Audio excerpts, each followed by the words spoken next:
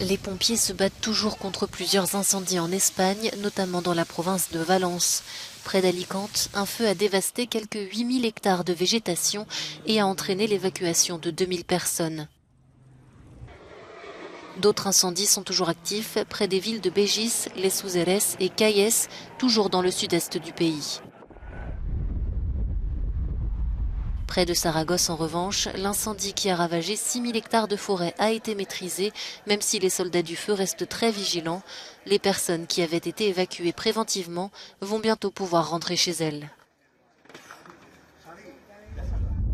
En France, les flammes ont laissé place à un spectacle de désolation à Landiras, dans le sud-ouest.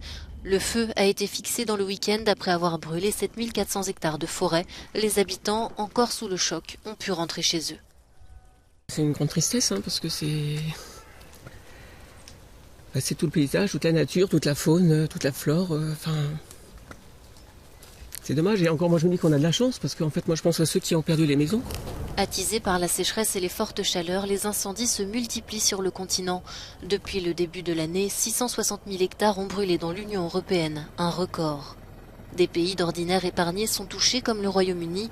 Un feu s'est ainsi déclenché ce lundi à Surrey, dans le sud-est du pays, dévastant une maison. Fin juillet, plusieurs incendies s'étaient déclarés autour de Londres, favorisés par une météo caniculaire.